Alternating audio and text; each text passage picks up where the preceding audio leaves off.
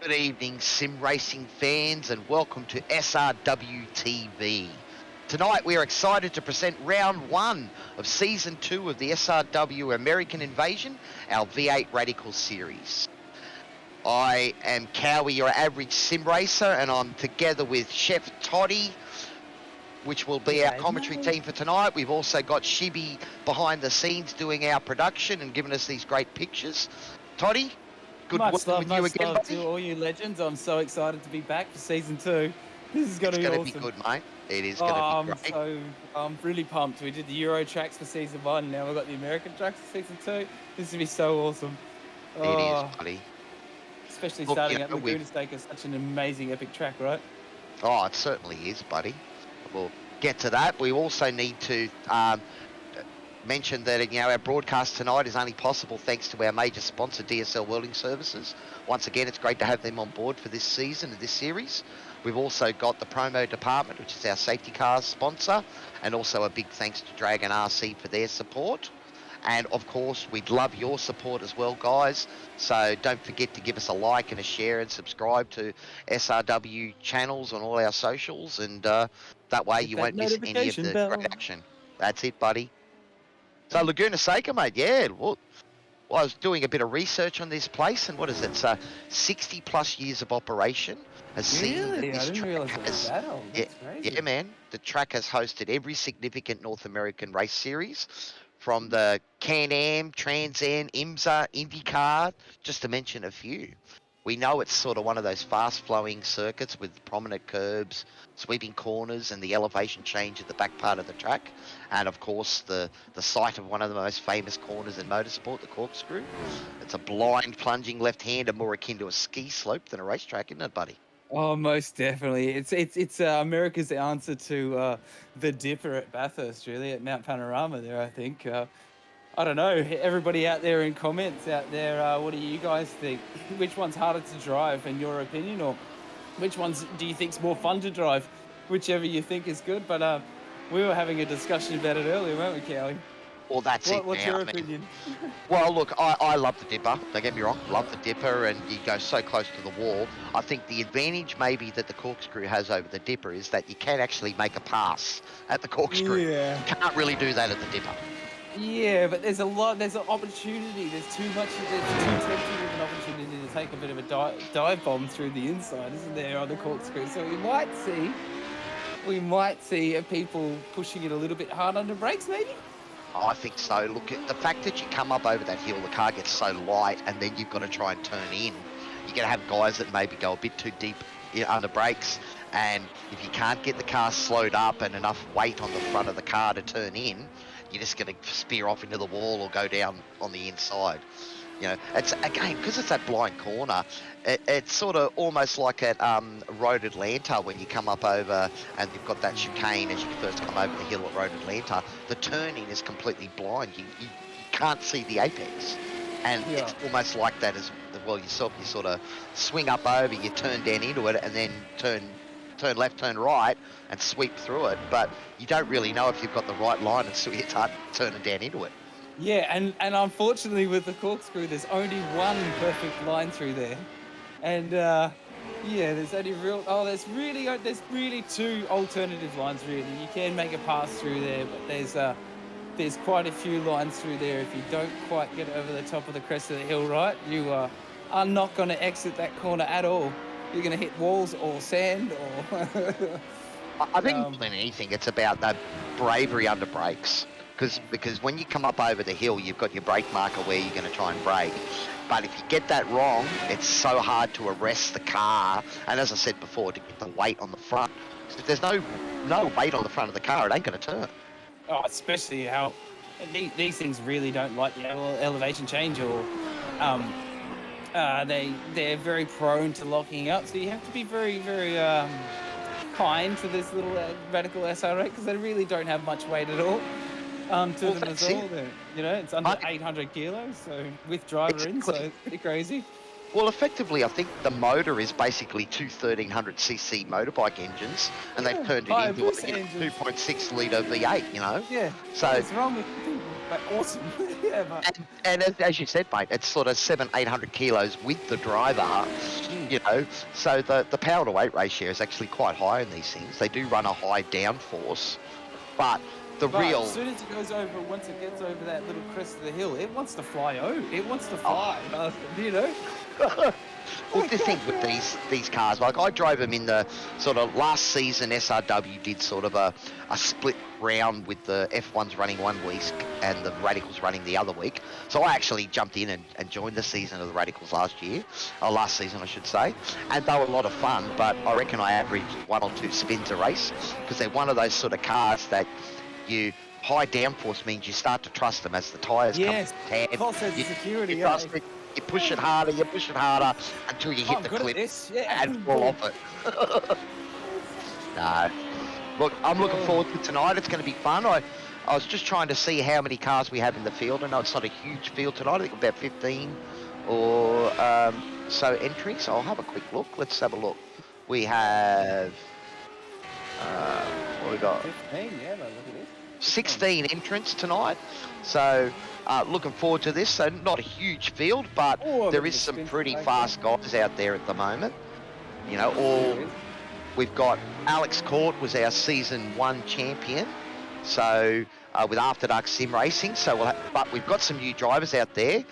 So we'll see if anyone's got the pace to take the fight to Alex. I'm actually Matty Jones has already got some pace. Matty Jones is already in the mid 16s, 116s, which is pretty insanely fast.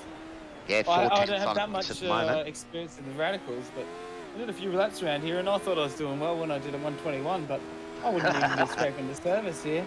I think the safety car would be beating me if these does.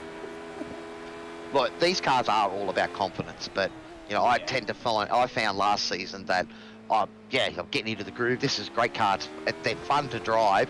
You can really throw them in once the tyres come up to temp. But any tips on like down changes or anything? Is it like the whole blip down change, or is it more of a kind of, you know? Yeah, it looks similar to the supercar. Heel and toe, or is it going to be exactly, more buddy. Okay. No, you got to blip.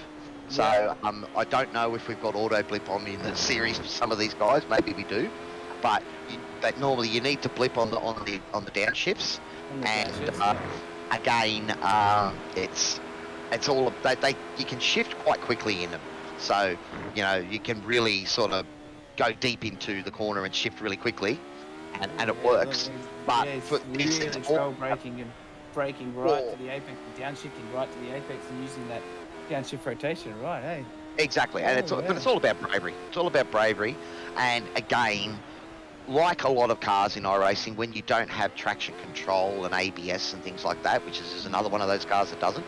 Here at SRW, we love those cars. So it's all about throttle control and getting smooth on an exit. But you find that, you know, when you start getting it right, the car just sticks to the road and is brilliant. But Matty Jones out in front here he's like 4/10 ahead of our last season winner. And he's got a great Lando Norris. That's a beautiful looking helmet. Lando Norris helmet there as well. Yeah, it is too.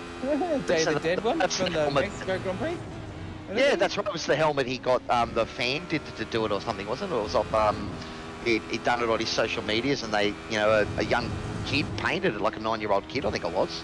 Yeah. Sent him the paint, so that's awesome. Yeah, it's super cool. Hey, he's always got some pretty amazing helmets, and they've all got some. And Dan Ricciardo, you can't go past Dan Ricciardo with his helmets as well. But we do have some new guys in this series as well, hey. So with some of the old guys not come back from last season, and maybe concentrating on. We have gotten a few more different cars, the NAS trucks, and a few different series this season. Sorry. So we've got a few new drivers here. Look, Scott Callahan has jumped to the top of the tables at the moment with a 1 minute 16.305, so 900ths ahead of Matty Jones. And it's only 2 or 3 tenths back to Alex at the moment. So we're looking at half a second separating the top 5 at the moment. So it's pretty competitive. Game on, boys. Oh. Wow, hey. That is insane. That's the top 5 all in the 16s. This is going to be awesome. They got some pace out there. They all seem to be handling this corkscrew quite well as well. So we might actually see some passing on the corkscrew, as you were mentioning earlier, Cowie. Yeah, well, look, the draft actually is quite significant in these cars. I mean, depending on the track, of course. But I know last season, you know, if you got into the toe of someone, you got a nice little slingshot and were able to, you know, flick past them. But really, it'll come down to bravery again. And does you know, dirty air come into much with these cars when it comes to toe and stuff like that? With not like that Indy I cars, noticed. not really. Or? Yeah, not that I noticed too much. I mean, I didn't really notice a lot of aero wash under braking, you know, or struggling to turn in when you're in behind another car. But you did notice the significance of the toe down some of the long straights like at Silverstone and that. You know, Laguna Seca here doesn't have any really big long straights. So, was there any at any point that you were like, oh, I don't really want to be behind him right now because I know it might, you know, interrupt how I'm going to break into this next corner kind of thing? Not really. Again, I think most of the mistakes I made were on corner exit, not on corner entry. And again, that comes down to your throttle control. I mean, you get to the point where you trust the car so much that you just want to slam on the gas coming out of a corner. And, you know, 9 times out of 10 it sticks and does what it wants to until you hit that 10th time that you pushed it just that little bit too far and you rotate it around. And these cars you go into that corner, easy to lose the rear. Be a little bit more aggressive this time. Oh, no, no. You know? Yeah, that's how it goes, buddy. It's, get that extra 10th, you know? Ooh. They are a lot of fun to drive, and you know the acceleration in them is quite awesome. And you're listening to the gears, and it's not quite Formula One style, but it almost has that sort of feel when you're driving the wah, bah, bah, bah. You know, that's what it feels like. Yeah. Lots of fun. So good. Like you're strapped to 2 Hayabusas just strapped together, which is essentially that's what it is. Yeah, that's right. Yeah. You know, it's actually one of those sort of entry series that, you know, runs, you know, a lot of places around the world. I think Australia's got some Radicals running as well. And there's a bunch of different different varieties of them as well. So I was looking into it, and they've actually got like the 4-cylinder. They've got, you know, they've got the different varieties of the actual Radicals. So, but I'm really glad that iRacing has the SR8s because that's the best of them. Because that's the most bananas. Because you know they're the 4-cylinder, yeah, cool. Still the same sort of stuff car, but you know it's half the amount of power. You know, still the same amount of weight. These things, they're a V8, not a 4-cylinder, 2 4-cylinders. Yeah, for 2 4-cylinders, that's what I'm saying. You know, like SR4s. Come on, mate. What are you talking about? Go the SR8, mate. Strap 2 of them together. All right, so we are 15 minutes through quali, so we've got about 10 minutes left. So at the moment, Scott Callahan is at the top of the tree with a 1 minute 16.3. Matty Jones is only 900ths behind him. Alex Court with After Dark Sim Racing 2 or 3 tenths back. We've got, who's that? S. Brown? Can't see. Steve Brown, there you go. He's still in the 16s. David Uggy in the 16s as well. And so it's the top 5 all in the 1 minute 16s. And then, again, it's only sort of half a second back to Harris and Clank and Skurlock. Callahan, the other Callahan. 2 Callahans, that's going to throw us tonight. But all those... Scotty at the top and Steve at the bottom. There you go. Not at the bottom, but further down, I should say that. Well, Stephen's still in the top 10 at the moment. Yeah, exactly. In 10th as well. He was talking to Dean a bit earlier, and he was in the 19s and struggling, but it looks like he's just done an 18 flat. Oh, look at that, 18 flat. Come on, stuff. Yeah. Maybe that little pep chat before the race actually made a difference. Well, he's got 2 spots on Steven Sinkovic at the moment, so a bit of bragging rights there with the brothers. So. But we did see some serious improvements in all cars from Dean last year as well, so he really did step up and he had some serious improvement in all the cars actually throughout the series last year. Towards the end of the series, he actually did really well. He got some top 5s, and I think he actually got a podium in around 10 or 11, I think it was, wasn't it? Yeah, I think so. Default.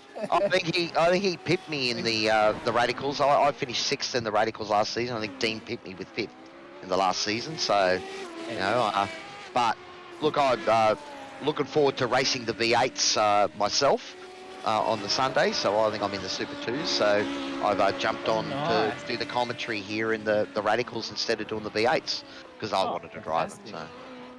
Well, I'm not hosting on V8 nights at the moment, so I might be a fill-in if I'm needed. But I get the pleasure then to watch the V8, which is even better.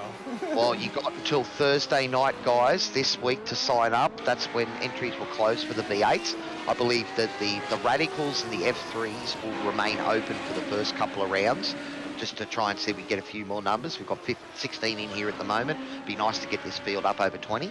So, guys, if you're watching there on our socials, YouTube and Facebook, if you're keen to jump on board, go to simracingworld.com.au and you can see all the details there to sign up. I think it's $10 Australian for the season, so that's $1 a round. That's pretty good. Yeah, it's pretty cheap, man. But you know, That's right. that's pretty crazy. That is pretty crazy cheap. And you get to I was just gonna say, I was just thinking as well. These are great things. If you guys are out there and you're watching and you think, oh, I'm not quite ready for the V8s yet, you know, the V8 supercars. This is a great way to learn with V8 supercars. They have a very sort of same sort of physics and the way they brake and stuff like that, and these will be a really great way of kind of learning the sort of the downshift and the blip on the downshift, or your heel toe technique if you choose to use it, or your downshifted, your blip technique and things like that. And that's something that I'm starting to learn now a little bit more and things like that. And these are a great way to learn it. So yeah. That's why I enjoyed driving these cars last season, because I still got to use my big fancy shifter. You know, I know when I was commentating the Porsches as well last season, and I know talking with Adam Hughes, who was our champion in the Porsche series, and he was saying that they're actually a polar opposite to drive to the V8. Even though they're similar, no traction control, that sort of thing, you've actually got to slow the car down before. You can't use engine braking quite as much. It won't let you change shift, and you've actually got to, brake earlier than you would in the V8s, which sounds a bit strange, but you can actually carry a lot more speed through the corners with the Porsches. So he was saying, when he was trying to drive both, it was stuffing him up. Whereas I think the Radicals and the V8s, I think the Radicals and the V8s are a lot more comparable. It's just the Radicals is all about confidence, throwing it through the corner, trusting that you've got the grip to turn, and I think the F3s tomorrow night are very similar. Essentially, are they big enough? Do you want to hang them out the window? That's it. Yeah. Exactly right. You want them in your throat the whole race / qualifying. And this is pretty awesome. I've just noticed here as well in this coming into the last 5 minutes of qualifying here, Matty Jones has just gone into the 16.3s as well. So there's only 16.2. Whoa! Come on, just as I said it, speak of the devil. Well, we're on with Scotty at the moment, so we'll see if he's got a big lap coming here. He's pushing hard. He is. Down through second. Oh yeah, beautiful. He's just coming. Yeah, cool, beautiful. He's got a bit of traffic there on the outside. One of the Sikovich boys. What a lap! Oh come on. He seems to have a bit of confidence here. He seems to be pushing. What do you reckon, Cowie? Yeah, look, it's they're a great fun car to drive, these things. You really throw them in. As I said, for me it was more about getting overconfident in them. Alex Corder's just gone to the top 7 thousandths of a second ahead of Matty Jones, so it's tight. We have 5 hundredths of a second separating the top 3 at the moment. So that's pretty close. Wow, mind blown officially. That's crazy. We knew it was going to get close, but wow. And we knew Alex was fast, and he is our ultimate champion from last season 1. So we knew he was going to come out firing, but maybe he was just feeling out the new boys first. Scotty cut the corner then, so this lap ain't going to count for him, unfortunately. We've only got 4 minutes left of qualifying, so we'll see if anyone else can make a big move. What's your opinion, Cow? Do you reckon he was just feeling out the competition first, the new boys, and then get his tyres up nice and warm, and then just push out a very, very quick lap? Look, I think these are sort of a car. I know it generally takes a couple of laps for the tyres to get up to temp, but they don't seem to be a car that, I'm sure the guys here are running fairly. Well, it's actually a fixed series, so I don't know if they're running light fuel loads. So I've probably got to burn it all off. So, as a fixed series, we've got set fuel. I think it's set to 50 or 55% of the tank at the moment, so I didn't see what sort of weight that is. I'm not sure what race it's either. But that means that the guys that have managed to stay out on track and not put it in the wall during this quali session, they're the ones that have been able to burn the fuel down to you on that light fuel load. We just saw Alex come into the pit there before, so he's come in to, put maybe a lap's worth of fuel into the car and then back out again. Oh, fresh tyres. And fresh tyres, of course. But again, maybe not fresh tyres because Yeah, you don't really have enough time to warm them up, right? You just want to... Well, the tyre wear's not huge on these things. True. And it's a very moderate day. We didn't actually say about the temperature of the track. It's only a 90-degree day, and it's about 54% humidity at the moment today. So that was from earlier. So it should be about the same. So 33 degrees on 33 degrees on track. So it's not cool. It's not hot though either. Yeah, it's quite these are pretty good times. There, right? Oh, Matty Jones has now just taken another 10th out of Alex. He's done a 16.1. So we're gonna break the 116s. Come on, boys. Come on. You got one more lap. Come on. I want to see this. Sorry, I'm getting a little bit excited. And we've had 2 weeks off. I haven't been at Conducts for like 2 weeks. I'm getting super excited. This is awesome. Nah, it has been good, buddy. I mean, look at these guys are they've got quite a few sort of 3 and 4K plus drivers in here, and I'm one of those guys that's sitting around about 2K, and I can tell you the jump between 2 and 3K is pretty significant. So down sitting like struggling between 12 and 1500, just I'm here still, buddy. Not a real iRacer yet. There you go. You asked for it, buddy. Matty Jones just did a 15.9. Oh, come on, Matty Jones in the 15.9. Push on, son. Push on. So, looks like Alex is happy with second at the moment, so he's not going back out again. I think Matty's just come into the pits, so we've only got 30 seconds left to quali, and I don't believe there's much overlap, so it'll only if the guys can finish the lap. That's a cool helmet from Michael there, running a Lego helmet. Cool. Yeah, it is very cool. Look pretty cool. Yeah, it's quite cool. Took me a couple of seconds to realise what it was, but it actually looks like a Lego car because it's black as well. It's quite cool. I like it. As far as the race coming up, I think we've got is it a 55-minute race? We'll see how many laps the guys will actually get in, but it is going to be time dependent. There is no compulsory pit stop, but fuel is limited. So can someone fuel save and make it to the end? We don't know. We're going to find out though. Do you see Alex? Anyone tries it? I don't know, against these new boys, if I was Alex Gordon and had a bit of pace behind me, I would be just slipstreaming for a few laps and using a bit of draft up, so maybe you don't have to splash, but I think these guys are all going to have to splash and go, unless you're going to be really smart. Well, I'm not sure of the fuel burn. If any of you guys out there watching the chat, watching their broadcast here, if you've got any idea on what the fuel burn around Laguna Seca is in the Radicals, let us know. Perhaps we can do a little bit of maths around the back. I'm sure the teams are looking at that now after their qualies. Wow, that's right. The smell of the rags worth per... Yeah, you get the feeling these things that run on an oil rag. 2 thimbles of fuel per lap, sorry. Now, Race Control did have a mention to the guys during practice that they're actually going to be fairly stringent on the holding the brakes during an incident. So if the drivers do have a spin, it's their obligation to just stomp the foot on the brakes, make sure they're not moving. That gives the cars behind them the opportunity to react. If you're still moving and you cross, in front of someone and cause an incident, then you're going to be penalised fairly heavily.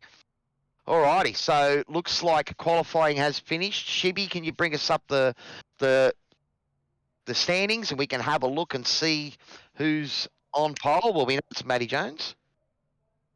I missed that, Shibby. Sorry, buddy. Yep, okay, he's telling me it's loading. We're waiting.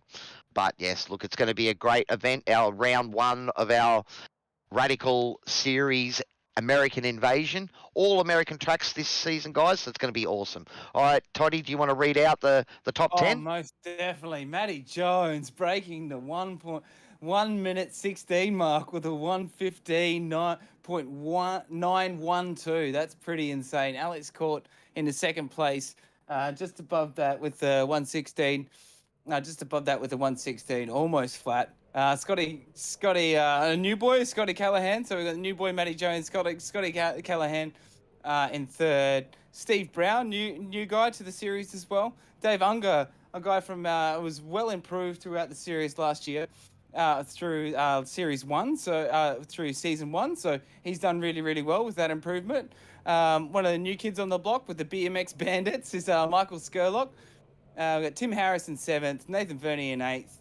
Stephen Callahan in 9th, Brad Clank in 10th, Dean Sinkovich in 11th, Callan Hodgkinson in 12th, and coming back from last year also. He was very, very, he'll be one to watch. He's one that's a very, very patient racer, and he's well improved from the last season as well. Stephen Sinkovich in 13th, Leon Williams, Peter Baxter, and John McHenry in our safety car. We just got to give him old J Mac a big shout out for our promo department in our safety car also. Much love. I think actually John's a safety car, or is he actually racing? I think he might actually be racing tonight. He did say if there's any major issues that he's happy to jump out of the car, because I think he's actually our head admin for this series. Profusely apologise. That's all right. He'll get you back for it later on. I know David Unger had a great season in the Radicals last year. I think he finished 3rd or 4th. I thought I was battling there with David for a while, but then he showed me after a couple of rounds he found pace and left me for dead, you know. So, but all these boys are showing extreme pace in these cars. Yeah, and real good improvement. So we got them on the grid. The lights are coming on. 5 red lights. We're about to go racing in round 1 of the SRW Radical Series. And looks like that Matty Jones has had a big lock up at the start. So Alex trying to go around the outside here. Oh, Alex, who's going to be able to make the move in the Lego helmet? With a move. Matty Jones on the early, he's going to be able to try and make it back from where he was earlier. He's got back the 5th with that wheel spin off the line. Quite a tricky car to start these things. Easy to get wheel spin. Oh, is that someone into the wall? Hodgkinson. There might have been a little tap there. We might try and have a look at that, Shibby, but not straight away. We'll stick with the action on track at the moment. But yeah, Scott Callahan, the big winner there. He's jumped from 3rd or 4th into the top spot. David Unger's picked up a couple of spots as well. Matty Jones, that wheel spin has thrown him back to 3 positions. Michael Skurlock, he's up 1 position. Steve Brown was a guy that dropped back a couple of spots on the start. But as I said, mate, they're quite a tricky car to get off the line. Yeah, 100%. They're very, very, very tricky, and they will take you by surprise if you don't, especially on these cold tyres. If you kept on the grid a bit too long, they might take you by surprise. And the nerves is always hard as well. If you weren't expecting to be at the top of the grid and all of a sudden you are, and you just broken the 116 mark, I'm pretty sure my nerves would be pretty rattled. But he's making a really good hunt back up through the pack. He's already just taken 1 more position up here into 4th here, so. Steve Brown here looking to try and claim a couple of positions back as well. Right on the back of David Unger here at the moment. Oh, sorry. He's on the back of Michael at the moment, Michael Skurlock. Yeah, with that beautiful Lego helmet. Oh, Matty Jones making a move. Matty Jones up ahead making a move here. Michael Skurlock. Oh, he's profiting from the move as well here. Oh, David's maybe gone a little bit wide there. Got caught on the outside and... both Matty and Michael. Now this battle is on close. Everyone's just brought everyone up right up to the arse of him as well, because that's the beauty of the SR8 as well. It's really close racing. It's not very much time before you've got somebody right up your arse. As I said, because these cars are, quite aero dependent. They do sort of create quite a bit of drag, and I think if you get into that toe, even at a place like Laguna Seca where there's no really big long straights, there's still, the toe is still significant. So, once we get to some of the tracks with the longer straights, you might see guys passing under the toe and then getting past again. Or is that Timothy Harris that's gone a bit wide there, was it? Being passed by David Unger. Yep, looked like it. Leon Williams had a bit of an issue off track as well, towards the back of the pack there as well. So you see it on the side note, but I think that's actually David in the blue car there, is it? Yeah, we've got Timothy behind him. So that was Steve Brown actually making a move on David Unger there. So David You know, maybe those tyres haven't come up to temp, or he hasn't quite got the trust in the car just yet, because he was up 2 or 3 positions and he's just been picked off. So it's, but as I said, mate, they're not an easy car to drive, and they're sort of one of those cars that, you know, if you over trust them, they really overdrive the car, it's very easy to spin them. Oh, it is. The corkscrew, mate, here it is the move on here. Oh, he's a bit wide there, missed the apex. Oh, no, he's got a bit Steve's got sideways. over See, that's what we've seen from Dave Unger, and that's what he really improved on in the last season. At the end of last season, he was very patient. At the start of last season, he was trying to go too fast, and he started overdriving the car. Towards the end of the season, he's patient. And that's a perfect example right there. He just let it happen in front of him. Yeah. You know? Timothy just a bit hot under brakes coming up there, and that's what we were talking about before. You know, it's all well and good to be brave coming up to the corkscrew, but you've got to get the car pulled up and the weight on the front to be able to turn in. Because if you don't, you get caught there, and I wouldn't be surprised that Timothy got a slowdown as a part of that too when he crossed, you know. So, but the action is hot and plenty. We've got Scott Callahan, who's got a 1.5 second lead on Alex Court. Looks like all the first 3-4 drivers are all in the minute 17. Who's that? Has he had a bit of a spin? Had a Is he putting spin. himself around, or has he had a bit of an assistance there, or is he just out there on his own? Well, He's a he's very got a chance to have a look at the chippy. Spin a car, so. All right, so we're going to have a look at Nathan Verney, see what happened to him. We might also have a look at Callan Hodgkinson and see what happened to him early on too. Oh, so that's just a spin on his own. That's an easy way to do it. That's an easy place to lock it up, and it's especially if you come through turn 1, through those turn 1 and turn 2, through that kind of little hairpin at the start of Laguna Seca. If you get any sort of dirt on your tyres, it's. Right, so this is what happened to Callan Hodgkinson early in the race. I say he's looped it as well. Turn 1 as well. And again, that's what I'm talking about. That's that throttle control. It's so easy to just give it a little bit too much, and the car rotates around on you. And we're generally finding that happen in the lower speed corners when you don't have that big downforce from that rear wing. Exactly right, and that's the thing, and because it's a lot of it's because they don't. It's only got that very limited adjustment of front splitter on the front of the car. As this is a perfect view, as we're seeing, the rear chase cam, awesome view. As you can see how small that splitter is at the front of these, and don't actually provide that much downforce for how much weight and power this little thing has, like weight versus power versus weight this thing has.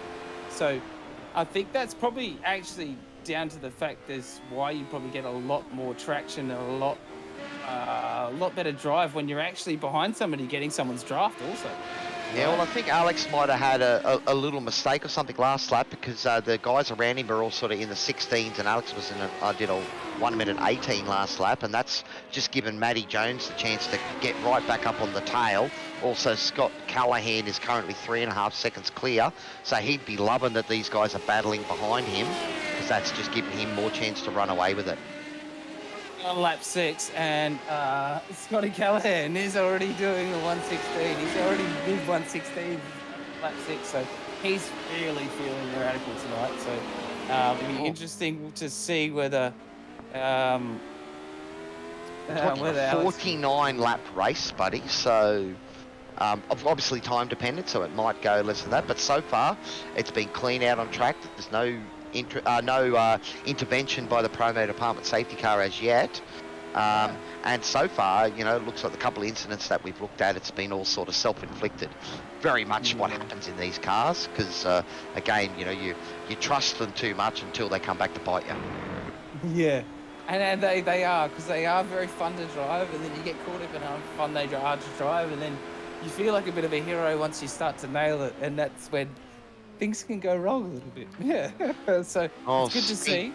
Yeah, Steve Brown here putting some pressure on Timothy Harris. So Steve was another one of those guys that lost out at the start there, lost a few positions, but he's trying to make his way back through the field, and is piling it on Timothy here at the moment. And that was a great view to see also, with how much dust and how much dirt actually gets onto the track in Laguna Seca. And you always think, why did he spin there? And then you actually see a view like that and how close it is to the track, how much, even 6 laps in, 7 laps in, how much dust and dirt's been actually transferred and pushed onto the track, onto the inside and the apexes of the track now. Well, I think that just means you've got the particles turned on high, buddy, which is good. That's what you want when you're doing a broadcast. I hope the pictures are coming through great for you guys. As we said before, you know, if you're enjoying the show, make sure you give us a like and subscribe and share. You know, click that bell for notifications. And if you're keen to jump on board and join us in the racing, we still, at the moment, the Radicals V8 series will be open for registrations for the next couple of weeks. So there's still a chance to jump on board. I believe that the V8s will close on Thursday. I think the Porsches may have already closed now. I know that we've got the NASCAR trucks on a Monday, and that series will be closed. But at the moment, the Radicals and the F3s have stayed open. We're also doing a open slather Friday night rallycross series, so that will be open for anyone to join. And so you might see a few of us commentators and broadcasters in having a bit of a red hot crack on the Friday nights, except at least when I don't have any gigs, I'll be there. Yeah, it'll be so much fun. Yeah, so jump in the Rally X, that'll be fun. No, Rally Cross. Timothy just got out of the gas there a bit. I think Steve was putting a bit too much pressure on him there. Maybe he decided to let him through. Or again, it's a long race, 49 lap race. We're only into lap 8 at the moment. Now, some standouts as well. We've already got Steven Sigovic. He's already up 4 positions, mate. Wow, he's doing awesome. He's doing very well. Is it into the top 10 for Steven? Yeah, he's running ninth, man. He's actually doing very well. So that's really good to see. He's obviously started to get the handle on these cars. He did show some solid improvement towards the end of the season. Did we see what happened to Brad Clank? Brad actually had to pit there for some reason. Whether or not he pitted under his own, you know, as doing an early pit stop to maybe fuel up for the finish of the race. But I'm just looking back through the incidents. I can't see where he got involved in anything. So I don't know if he would have pitted for damage. I believe there is, 2 fast repairs available to these guys in the series per night. So, you know, idea we could sort of run it more realistic and have no fast repairs, but we want to keep as many cars out on the track and running and racing as we can. Oh, look at this. So the Sinkovic brothers both running together. Dean catch up to Steven. So I think Dean is up Matty one Jones position. Just made a move as well on Alex Court. So Matty Jones has just moved up into. There we go. Just seen it, buddy. That was a goal. Well, maybe Alex tried to get back up. We might have a look at that replay. Or no, we won't at the moment because Alex is coming back at him. Oh, Matty just hitting it. Come on. Coming down through the corkscrew. We're going to see a move through here. Alex does not look happy about getting overtaken. No, he's got pretty good pride as a sim racer, Alex. He was asking earlier today for the fixed setup this morning so he could do some practice. I don't know if he got the setup in time to be able to do some practice this afternoon. So, but Alex is pretty keen to perform in these series. And again, you know, he's been at the front pack in pretty much all of the cars that he's racing, the V8s and the Porsches and the Radicals. Was he driving in the F3s last season too, buddy? Yeah, he was. I think towards the end of the season in a couple of the series he had some internet issues with the flooding and all that sort of stuff. So unfortunately he missed 1 or 2 rounds, I think, along there. And that's what kind of put the spanner in the works for his F3 and his Porsches. But did we actually hear back from admin about is there any drop rounds for this series? I can't remember if they had discussed the idea of any drop rounds. You know, obviously, you know, real life gets in the way quite a bit for us sim racers, but you know, we like to try and race everything we can. But there's only 7 nights a week, buddy. We'd probably try and race 10 of them if we could. Oh, exactly right, mate. Exactly right, and the mornings as well as those 10 days. Just having a look at Brad Clank here at the back here. So Brad was down 3 positions. Looks like he's clawed 1 back. Just looking at his times, he's into the 1:17s. So his pace is definitely there. So I didn't see any incident. So perhaps he's decided for the early pit stop. And you know what? I think think off the start, I think he might have got a bit sideways. I think he was one of the ones that got a bit sideways at the start, and he might have done a bit of damage or something, or maybe. Okay. So maybe that's why it hasn't come up. I thought back towards the grid, at the start of the grid, maybe. I could be wrong. But I do remember seeing this livery now going sideways towards a wall right at the start. So, yeah, well, if he's been able to pit and get that fuel in the car, that'll get him to the end. As I said, we're not sure if there's no compulsory pit stop tonight, but the fuel is limited. So the guys don't have to take tyres. They don't have to pit if they can make it to the end on the fuel that's in the tank. And that's the big question. We don't know at the moment. So that's why we were asking about those fuel numbers before, just to see if there's a possibility. I suppose, we'll just have to wait and see. Yeah, 100%. Oh, these guys are having a great drive. We've got these guys like Dave Unger just having a great patient drives. Michael Skurlick, one of the new guys, having a great drive as well. He's already up one there as well, Michael. Oh, that's a beautiful mode. Look at that. Isn't it? BMX Bandit as well. What a great race team, mate. You can't forget that one with the Lego helmet as well. Well, Steve Brown putting the pressure on at the moment. Oh, really? Behind him there, so I love this. So good, especially in his radicals, how close it is to the ground. Oh, he's making a move. That's on the inside. What a move! Oh, and the camera work. Shippy, That's the Andretti hairpin, isn't it? There's the Andretti hairpin at the end of turn number 1 and 2. Yep, that's a great sort of double apex left-hander. And you can really I think you can really trust the car. I know in the V8 you get on the gas and really power out of the exit, as long as you don't wash wide, and I'm pretty sure these things have a lot more grip than the V8s through there, so it'd be sort of breaking into the corners and then just flat chat coming out of them. Oh, most definitely. It is very, very easy to get a bit too much wash on your tyres and a little bit too much sand on your tyres if you take a few too many liberties on the racing line towards the top as we come up through the top of this hill right here. Clank has had a crash by the looks of that, so we might have to look to see what happened. So, but we've also got a great battle here between Nathan Burney and Steven Sinkovich. Nathan, who was down about 4 spots at the start of the race, so I don't know if he got caught up, now trying to put the pressure on our big mover so far. Steven Sinkovich up 4 positions and just trying to hold on for dear life here. He's trying to make this car about as wide as you possibly can, running our SRW colours, seeing he is one of the owners of the league, but is more about the racing for him. We're trying to, turn SRW TV into a one-stop place for all your sim racing needs, guys. So, come on. And there are sponsorship opportunities up for grabs and all that, so if you're interested there, you can contact us. Let's go. Is he going to be able to make this move happen up through the... Stephen's trying to stay on the inside. He's done it. And this is what we want to see. You can see that... he's locked it up. That rear right's locked up. Steven Sinkovich in the front just trying to put his elbows out. But they're able to take 2 different lines through that corner and race side by side. That's what we want to see. This is the action that we love to see as commentators. Look at that. He's got a much better exit out of there. Oh, a bit of bump draft there. Nathan's not leaving anything on the cards. Oh, he's not. Look, he's got the draft. Side by side up in through the corkscrew. This will be interesting. Who's gonna break later? Steven's still got it. Come on. What a battle. Oh, and is Nathan Burney going around the outside of both of them? No, is Steven going to be able to take Nathan? Too. Yeah. I think Burney might find himself in an SRW sandwich if he doesn't get past. Steven's going into the lane. Pressure maybe. Excited now, trying to find some fresh air. Perhaps that pressure from Nathan. We'll have to see how it plays out, buddy. Yeah,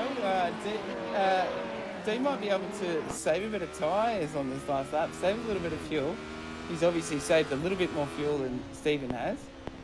So it's still pretty early on in the race, so I don't know if the fuel numbers are going to really come to the fore. I get the feeling there's probably not enough in the tank for these guys to make it to the end. Yeah. Do you think that there'll be 2 strategies of people pitting quite early? Obviously, it's quite early already. I think from last season, people stop. Yeah, from my last season driving in the tyre where you didn't really notice it until right, unless you really tried to extend the tyres really deep or early and have to run long on that set. So I think, you know, you're going to probably see guys look to pit before halfway, because the last thing you want is to have cold tyres, you know, near the end. But we'll just be keeping an eye on the times. We're still looking at the Scott Callahan and Matty Jones are still in the 16s, and then we've got about 5 or 6 other drivers that are in the 17s still at the moment. You're on the 17. So Alex Court's last lap was a 117. So yeah, look, Matty Jones got past Alex. He's now sort of stretched out the gap. I think that Alex might have made a little mistake, because I'm looking at it here, and I think, you know, Matty probably found a couple of seconds on him in one lap, because that gap is now about 4.7 from Matty Jones in second back to Alex Court in third. Scott Callahan's still 3.2 seconds in front of Matty Jones, but I have been watching those times and they've been pretty close. It was only 2/10 last lap in favour of Scott over Matty, and both of those guys punching out best laps on that last lap. Even Tim Harris. Tim Harris is only 1/1000th off David Unger's last lap, so he's on the hunt too. So top 6 all in the hunt. Yeah, Steve Brown here. This is okay. We're going to have a look to see what happened to Brad Clink a lap or 2 ago. So, well, thanks once again to DSL for the action replay.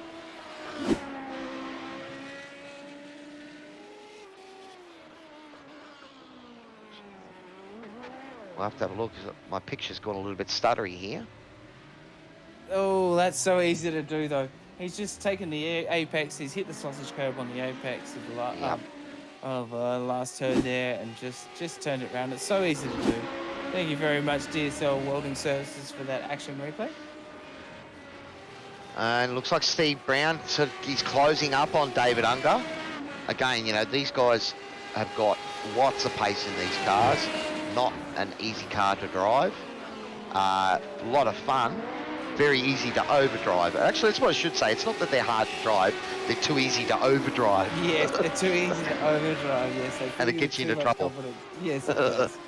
Especially on Laguna Seca is one of those tracks as well. Once you've started around this kind of halfway, 3/4 mark, this is where I would get, about the 3/4 mark, I get worried about myself in this race, because then if you've held it together for that long and then you're like, oh no, I've got this track, get a little bit complacent, and that's when the radical will really bite you in the ass, to be honest. Hey, look, they're lots of fun.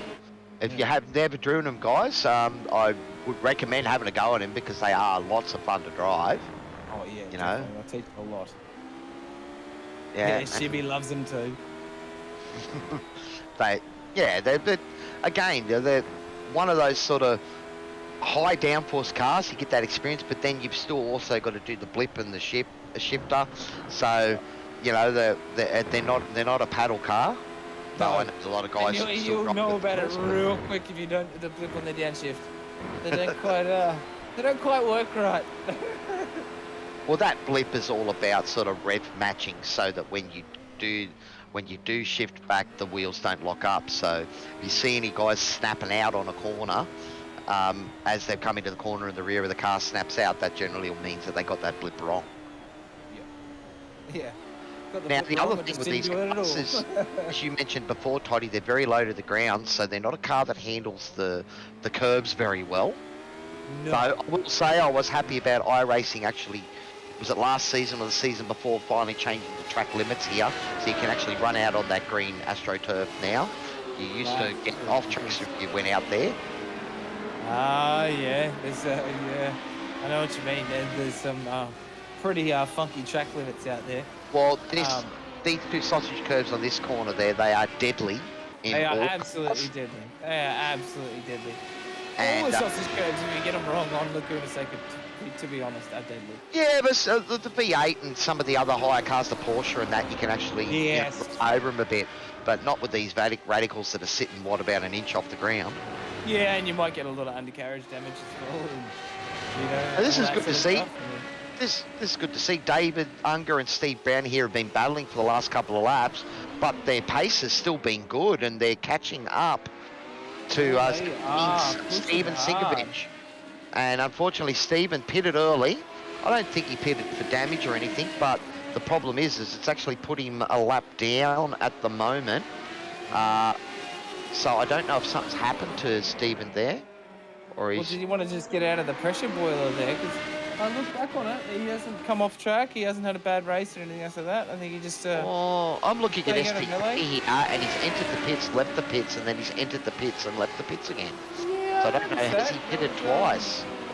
Yeah, it's the same thing as earlier as well with Callum Hodgkinson at Central Mexico as well. So it's weird. Well, you know, because Stephen was running great. He was running inside the top 10 up 4 positions. Pitted early, we thought that might have been a strategy call, but perhaps he'd done some damage to the car. Again, you know, as we said, those sausage curves are pretty nasty. It may be possible to, you know, do some damage to the undercarriage that, you know, means that we're the not car actually becomes- seeing, yeah, true. You're not seeing the damage, but the car's being awful to drive. So. Oh yeah, true. It's actually saying you black flag, jump in the pits. Your car's too damaged. And we're looking at it going, looks pretty perfect to me. And the whole undercarriage of it's just pretty much just been ripped out of the car, which is pretty possible on the Laguna Seca. Yeah, I thought, you know, I was making an early call there with Stephen to maybe call him as the driver of the day when he was up 4 positions, but I don't know, we don't know what's happened to him here. I mean, Scott Callahan out front at the moment. He is up 2 positions and almost running away with it at the moment. The gap is out to 4.6 seconds over Matty Jones. Yeah, he's pushing hard right now. But as we know, when you're on Laguna Seca and you've got some clean air and you got the feeling of the tyres underneath you, you can be pretty clear. You can be pretty clear. That said, he'll start running into traffic soon. It is a long race, so we never know what's going to happen, guys.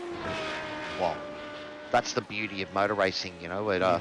We all like to say things like rubbing is racing, and you know, incidents you know, happen on track that can spark things up. So far, we haven't had to have the Promo Dept safety car out on track, but you know, it only takes something like that to you know, suddenly bunch it back up again. And those guys that have done the early pit stop may well benefit if that happens. Looking into the crystal ball and predicting something might happen at the corkscrew or something mid-race. You never know. You know, when these things start getting even lighter with the old gas and everything in them. So. Something's happened to Nathan Burney there. He's just had a little off track, I think, because he was starting to sort of pressure the boys. I'll have to have a look and see if he's actually done a pit stop. Oh, we're going to have a look at it. DSL welding roll replay, yeah, so that's a big... Broken late, yeah. Well, that may be that shift blip we're talking about there, because the way that's a perfect example, actually. That's a perfect example. If you don't get your blip right, that's a very good example, actually. That's right.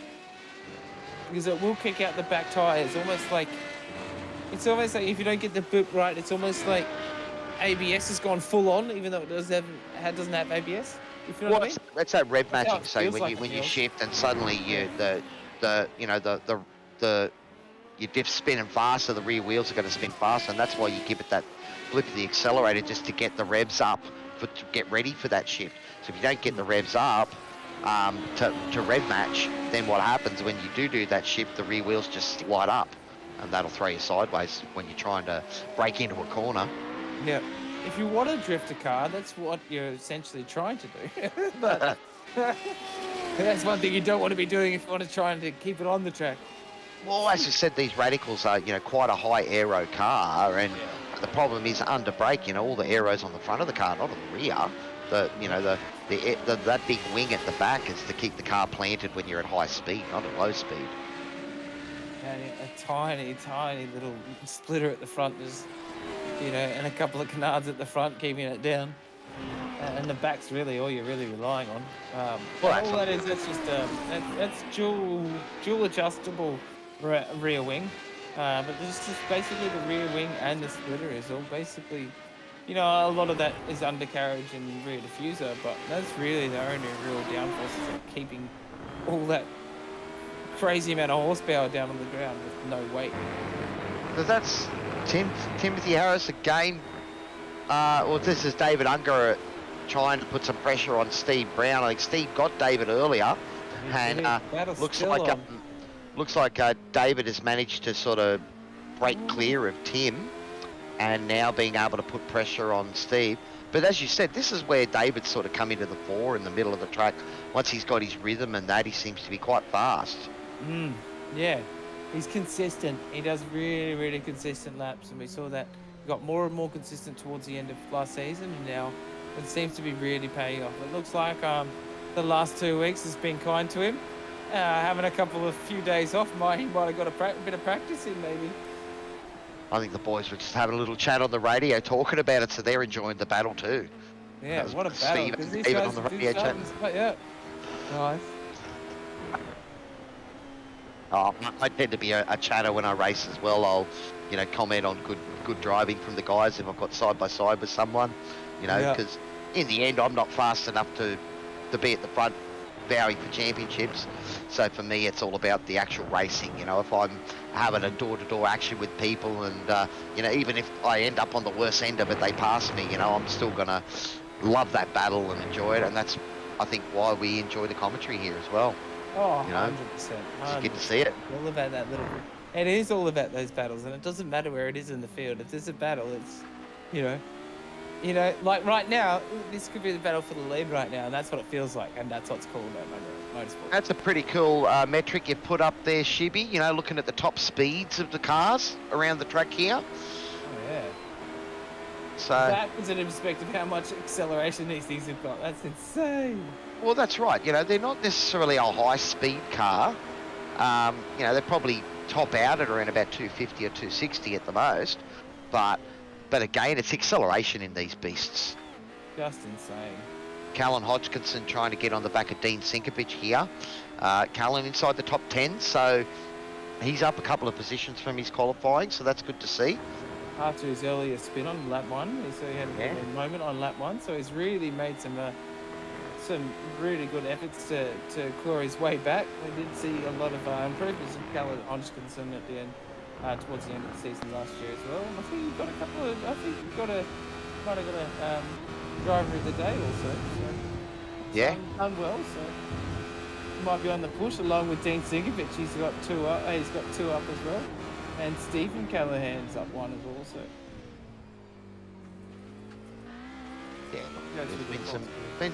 it's sort of just normalised a little bit at the moment. We have a look at the gaps. So we're looking at the gap now, the intervals. So again, it looks like the racing is just spread out a little bit. This is the big battle at the moment between Stephen and David here. He's piling on the pressure, isn't he, Dave? He is absolutely piling on the pressure, David Unger right here. Well, so far Stephen's been up to the challenge. Yep. And you can see here, he's taken a tighter line through the Andretti hairpin, and David sort of hung it out and treated it more like a double apex, which is what you normally do. But you can see then, again, the front of both of those cars didn't really want to turn in there. They washed out a little. Oh, Callan on the hunt now on Dean Sinkovich. We've got Nathan Burney behind them as well. Yeah, in the action as well. A bit of a spin. Not trying to go up the inside, but Dean has shown that he's prepared to keep sticking around the outside here. Yeah. It looks like he's just slotted back in. Yeah, nah, great move from on there. Chosen to use the draft a bit, but Nathan Verney's definitely on the hunt. It looks like Nathan Verney, after that little spin, he had that spin, a few laps ago, so that's sort of put him back. But we know that Nathan's got pace, so definitely has pace. As long as he doesn't over the drive the car, which we know is an easy thing to do. We can see that. So at the moment, sort of he did a 1:18.6 last lap compared to Dean's 1:19.5. So, but you can see here now, Dean is getting back up on the hunt. For Callum here, and again, Callum was, I think it was a 1:19.2 last lap. So, these guys are all racing pretty good pace. I think the leaders are still, Scott and Matty are still in the 16s. Alex, Steve, David, Tim, and Michael are all in the 17s. I think Steve So Brown's one of those ones to watch. Oh, From, a bit deep he's from looking Dean at there, and Steve that's going to give Nathan the chance here. Brown. So just a little bit deep into the last corner. He's going to give him enough space. Yeah, Nathan Brown's going to be much later on brakes here. Look, okay, we are probably just over halfway through this race. Currently, we have Scott Callahan running in the first position at the moment, 5.6 seconds back to Matty Jones in second. Alex Court with After Dark Sim Racing in third at the moment. We've got, is that Stephen Brown, S. Brown? Steve Brown, yeah. Steve Brown, there you go. Steve Brown in fourth. David Unger in fifth at the moment. Tim Harris in sixth. Michael Skurlock in seventh. Stephen Callahan in eighth. Callum Hodgkinson in ninth. And Nathan Verney bringing up the top 10. Absolutely brilliant driving. This is great racing. I love this track with all these lines. I'm going to love seeing all these American tracks. This is basically... I've just started driving, Road America and Barber, and there's some actually really great American tracks that I haven't actually driven and experienced before. So. And some great corners here as well, so. Definitely America's answer to Mount Panorama. Nowhere near as difficult, I believe. Alex Court, Alex, we'll have a look at that, see what's happened here. Thanks to DSL. Welding Services again for action replay, so let's have a look and see what's happened. He's just pushed the car and trusted it a little bit too much. Oh, the curb. But that curb. Yeah, it's hit that sausage curb. That looked like it ruined his front splitter as well. Yeah, it does look a little bit damaged there. Yeah. Not too much. Not too much. I would say Alex hasn't pitted yet, so it might be he might look to take advantage of, just to make sure, take advantage of that fast repair. But we'll see what happens. But that has cost him a couple of positions. And again, shows you how easy it is to make a mistake in these cars. And especially on Laguna Seca. Oh!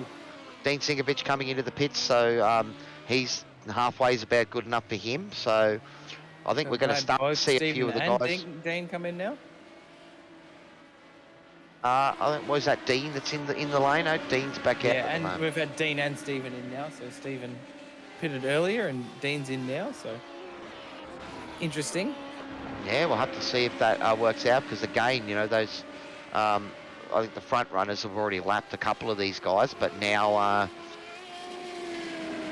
we'll have to see where that brings Dean out. Still in the pit lane at the moment. We're on board with on board with Brake Clank at the moment, and he's right on the back of that Stephen right in front of him there. I think that gap was a little bit higher, so maybe Stephen had a little bit of a moment as well. I know Stephen passed Brad a lap or so ago. But Brad is trying to stay in touch. Yes, we've also got Alex Court. You're actually also correct. Also, he did take that opportunity to get that quick pit stop and quick fix, I think.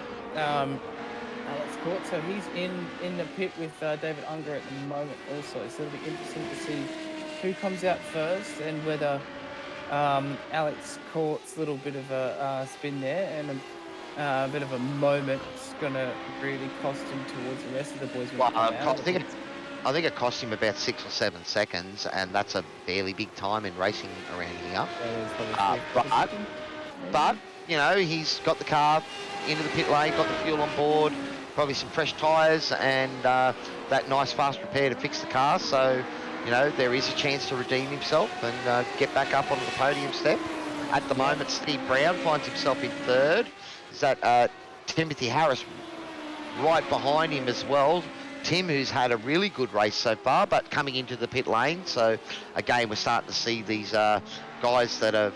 I was surprised that most of them actually went past halfway. I expected the pit maybe a little bit earlier. But, again, we really haven't seen a drop-off of pace either. The guys have still been doing sort of 16, 17s. Looks like Scott Callahan and Matty Jones have both come into the pit on the same lap as well. That has elevated this battle between Steve Brown and Michael Surlock to the top spot at the moment. And Steve Brown's best lap is a 16.6. He's only 0.2 off the average times of like Matty Jones and Scott Callahan. So he's not too far off. So he is still definitely on the hunt. Well, Scott Callahan with a 16.1 as his best lap. Matty Jones with a 16.4. So Steve's right on the pace. He is. And if Dave Unger can stay along, or if he can try and get back onto the back of him and or stay onto the back of somebody and try and get a bit of slipstream there and push on with Steve Brown, he might be able to get something. Well, Timothy Harris has come out and retained that position in front of David Unger, so perhaps Tim just made sure he covered any chance of an undercut. But as I said, I don't think the undercut's been really significant in these cars because we haven't really seen a big drop off in lap times. No, we haven't, have we? Yeah, so that's just telling you that I think you're right. The temperature has gone up to 39 degrees on the track, but these cars, being as light as they are, they really don't do a lot of wear on the tyres. It's probably more if you overdrive and spin or lock up and flat spot them. That is probably the only reason that you'd end up with bad tyre wear. Otherwise, you pit somewhere near the middle of this race and you should have no problem with the tyres. Yeah, and I was just thinking as well, Alex Court's, it might have been, not blessing in disguise, but, somewhat fortunate for where if it was going to happen, you'd want it to happen at that point in the race. Because if you got that fast repair at that point, if you're mid-race and you kind of go, I was about to pick kind of almost already, so I might be able to, Yeah, it cost him 7 seconds. I don't think he'd be happy with that. But one thing I will say is Alex did the right thing and noticed that when he did that spin, he held the brakes, didn't try to get going again, and there were two cars that came through and missed him easily.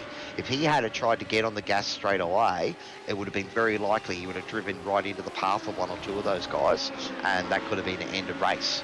So, as we've said before, it's something that race control wants to try and stay on top of. Remind these drivers that, if they are in a spin, hold the brakes, look at your relative, make sure you're clear before you go in. Yeah. 100%. Yeah. Have some special awareness, make sure you don't re-enter. But we haven't had any real crazy re-entries. Even last season and stuff like that, you have some race incidents and stuff like that. We haven't had massive things, so...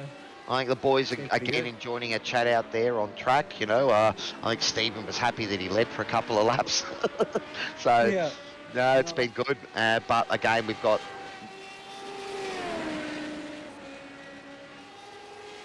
Oh, Alex not happy about the chatter on the radio. So, I think a few of the boys are enjoying the chatter, but maybe some others don't. You do have a mute button, Alex. But again, it's... various things. I'm a talker, mate, so I don't mind talking on the radio, but I can understand why it might throw some people's concentration. Yeah, 100%. I understand. 100%. It's a good-looking livery to this year. New livery for season 2. Looking very, very good. Alex Court on the fight back. And he's already looks like he's got some pace back in those tyres. It seems like it's going a little bit easy, but he seems to be getting the heat back at him and really pushing on now. So he's in a nice... times to be able to get... Sorry, buddy, I tried to talk over top of you there. No. There's he's in a nice little window, about 4.5 seconds to Michael behind him, and he's slowly bringing the gap on David Unger up in front. So third back to fifth with that little spin for Alex, but it's not out of the cards yet. Less than 10 seconds to third position. So, but it will take a bit of a superhuman drive to get that spot back, I think, because we've seen that both Timothy Harris and David Unger have got good pace around Laguna Seca in these cars. Oh, most definitely. We've had everybody make at least one pit stop now, haven't we? So that sort of seems... Is it? No, we have not. We've got... No, that's everyone out there. I think Peter Baxter... I think Peter's our safety car. Looks like John he is, maybe has dropped out as well, so I don't think John was actually racing in this one tonight. So we'll have to find out if he was supposed to be safety car or if he's just in here as an admin. But again, the racing has been great. Look, things are spread out. We've got David Unger is only half a second behind Tim Harris, so that's where the battle is at the moment, Shibby. If you want to bring us to that, and we can see what's going on, because these boys are Tim racing. Harris is already up 4 positions. He's having a good race, isn't he? Yeah, he's had a very good race. He's hung on the back of Dave Unger and Alex Court there, and Steve Brown there for a while. Once Steve Brown and Dave Unger were having that big battle there for a while, he was just sitting on the back there, just biding his time, and it's paid off for him. In the 93 car there. I think it's maybe one of those things where he's still getting the grips with the car around here and just learning to trust it in places. And, as I said, it very much is a car that you start driving, you go, okay, I'm going to send it in here a little bit. Okay, well, that worked. Next lap. Try to send it a little bit more. That worked. The whole idea is trying to work out where the limit is, because we've said this multiple times, it's very easy to push that little bit too hard and you send it in the wrong place or the wrong way and you're gone. Probably yeah, see so that's my problem. I always go full send and then work back from there. Probably not the best way. Well, David's piling the pressure on here, but we've seen that Timothy's handled it well. Both these guys having a red-hot go and chatting on the radio earlier there, so they were enjoying it. Oh, nice. Having a bit of banter over the radio while they're having a battle. Gotta love that, boys. Good work, good work. Well, I think, Alex's comment there to race control might have, put a bit of a halt on that. But, again, we got no sheep station on this race, but we do have a championship. And, look, we're all pretty competitive here as our big sim racing hobby here. iRacing has a great concept. I think the way the splits work and the iRating and that is does mean that you generally end up racing with people of your caliber, and even in a series like this where we do have a decent spread of iRating between the drivers, you're still going to find those battles with guys that are at your level. And for me, that's what it's all about. I'm here for the battles, the action on track, and I'm loving it when I'm wheel to wheel with someone. Oh, 100%, because every time you wheel to wheel with someone, it teaches you something, right? And then you take that into next race and take that into the next race, and every battle I feel makes you, whether you win or lose that battle, makes you stronger. Makes you a faster, stronger driver, I reckon. So. Yeah, for sure. And that's a great camera view there, Shibby, with the chopper cam down through the corkscrew. Beautiful battle here with David Unger and Dean Harris. Only thing with that camera is you don't really get that elevation changed of the corkscrew, but it does look spectacular. It does. It's like puts it into perspective how tiny these cars are, truly, to how big the track is. That's right.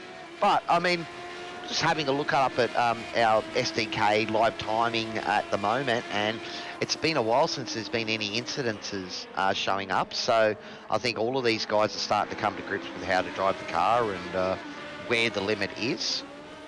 And you can see here that David is trying to put a bit of pressure on Tim, but so far there's been no cracking under that pressure, and but we can see the concertina effect happening, that in the toe David's able to get a bit closer, but then under brakes they close up again, and then acceleration in these cars is quite significant, so David's able to gap it again on the exit. So it makes for quite interesting viewing, buddy. And we've seen Alex Court come from behind many times before as well. This is David's chance. Oh, he's tried to sneak up the inside just before the corkscrew, but maybe Timmy was just able to... That was respectful from Dave there.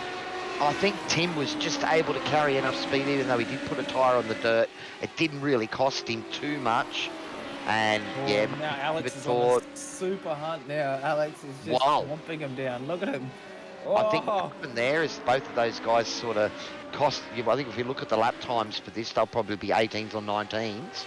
And you're going to find Alex has done a 17 and has managed to bridge a second and a half. Yeah, look at that. So he's done second and a half almost, or just. But that's what happens, mate, in motor racing. I know in F1 they always talk about, if you're in battling with someone, it costs both of you lap Oh, time. it does so many times, and it's like sometimes you're in a race. And you're like, I'm obviously doing faster lap times than you. Get out of my way! But but then it just concertinas up to you, and you're more paranoid as that guy in the middle. You're more paranoid about the guy behind you catching up to you both than you are about the guy in front of you. Essentially, That's right. Yeah. Thanks for the shout out, Greg. Just on our Facebook chat saying good job. I hope you're talking about us commentators, or even good job about the drivers, mate, and how they're going, because that's what we're watching. So, but glad to see you watching, buddy, and enjoying it yourself. Oh yeah, much love, Leaky. Good to see you watching. We're sticking with this battle at the moment. This is where the action is on track, and you can see David just got a little bit loose there on exit, but again able to close right back up. Who's that? Leon Williams coming up, just getting out of the way to let these boys through. Yeah, I don't blame you, Leon. You don't want to get involved in a great battle like this when you're a lap down. No, these guys are smashing consistent 116s. Oh, sorry, they had 118s last lap. Yeah, that's right. But back into the 17s. Yeah, back into the 17s. But Alex Cord took a further half a second out of them there. So he's now 2.2 behind this battle. The tree down, isn't he? Bloody hell. And at the moment, Scott Callahan out front is about 5 seconds out in front from Matty Jones.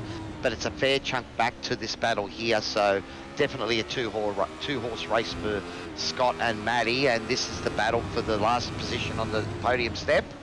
Oh, throwing it wide there. Real sideways. And he's got a good section at that corner. Has he managed to get it done? He's got up the inside of Tim. Tim's just backed out of it and is concentrating on the exit. Try to come back at him again. Very nice. What That's a some move. good driving from both those guys. Dave Unger late under brakes into the corkscrew. What a move. Come on, son. Very well done. Some brilliant driving. Dave, the improvement's just out of sight, Dave. Absolutely crazy. Certainly.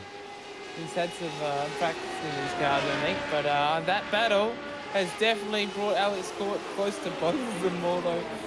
So Dave Unger might be celebrating a pretty small victory. Celebrate while he can, I think. You got Alex Court hunting you down. Yeah, look, right back on the tail of them now. Only, 0.7 seconds behind Timothy now. So perhaps, when did Tim pit? Tim, God, good English.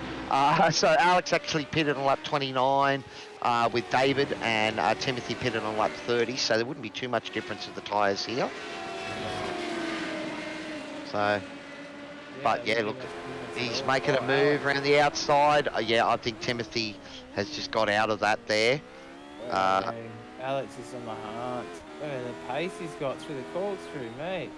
It's like he's got an extra gear. Well, I think you said it, he's right. I think he's probably still cursing himself. He made that comment about the chatter on the radio, so he's concentrating really hard. A little bit of a lock-up there from David going into the last turn. So Alex would have seen that. That's only going to fire him up even more.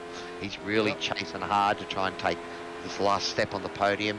I'd say that Scotty and Matty are well and truly too far ahead for these boys to challenge them. But I'm looking at the charts here, and Matty Jones has managed to take, half a second out of Scotty's lead. It's now under 5 seconds, and it's coming down slowly. But these guys are barely, they're separated by a couple of tenths each lap. So, I think that as long as Scott sort of, keeps his head into it. Oh, who's that? Is that Steve Brown that's gone wide there, was it? No, it was Michael Skurlock that went wide there, and Steve with a nice move up the inside. And again, as we've seen, someone's slowing. That's that Leon slowing down, letting the guys through. It is, yeah. That's good to see. I very much feel for you, Leon. It's not great being lapped, but the last thing you want to do is get involved in these battles and ruin someone else's race when you're already down a lap. It's just unfortunate when you end up circling around by yourself because of a mistake early on in the race. Yeah, and it's hard. You just nicely think about the clean air. That's what I always think. If something happens like that, I'm like, I got clean air. I'm just going to try and Yeah, Here's my set yourself fastest some lap time. Yeah, yeah, set yourself some lap time goals or something like that. yeah, Got to yeah. keep it interesting, otherwise, I mean, we know that it happens in motor racing. Sometimes you end up in, and it's not always your fault either. You end up in these situations. Sometimes you just got, stuff happen. Even stuff happens in front of you, and you got nowhere to go sometimes. So and sometimes it's out of control. So you got to take the good with the bad, eh?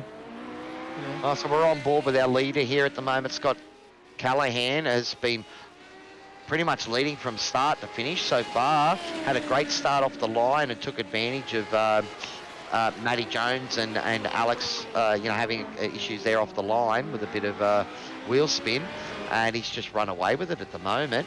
Though as I said, Matty's is sort of making time on him, but it's only progressively. Both of these guys in the sort of mid to high 16s at the moment, and with what have we got? 7 laps to go.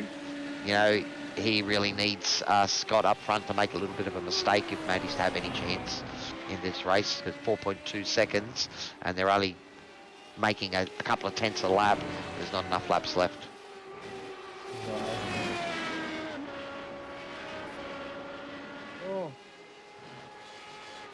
Wow. Something happened to Callan Hodgkinson. He's been in the pits with damage, so it's he's pitted.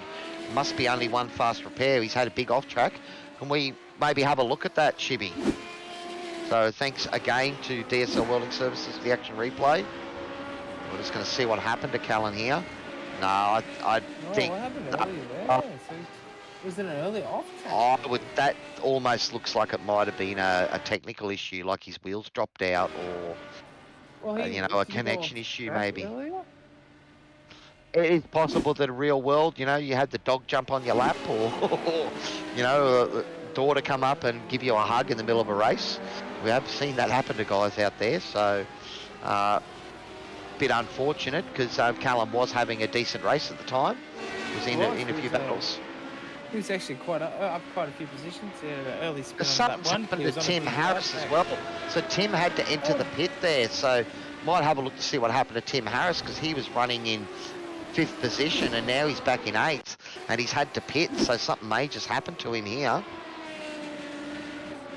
Oh, too much dirt. Oh, yeah. No. And that has destroyed that front splitter. That is absolutely annihilated the whole front of the suspension as well. Yeah, so that's why he's had to come into the pits. It's now put him back into 8th position, and effectively, Stephen Callahan in 7th. He's very lucky Tim Harris hadn't used his fast repair already though.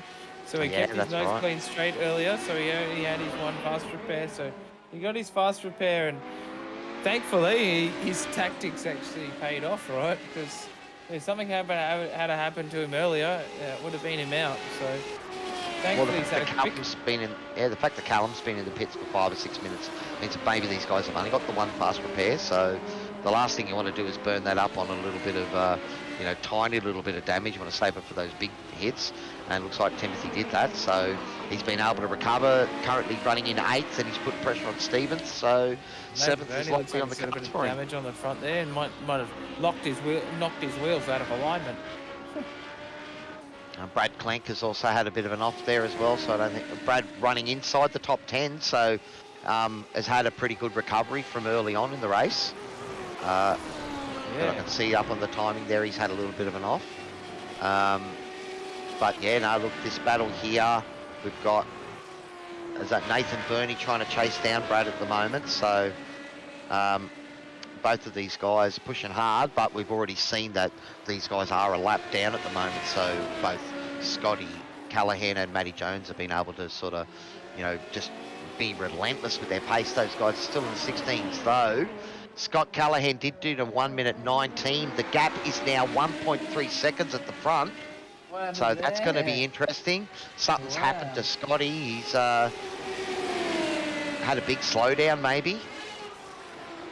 But I can see now that the lap times have evened back out again and they're both within a 10th. But I just saw there before, he had a 1:19 lap and the gap is 1.3 seconds.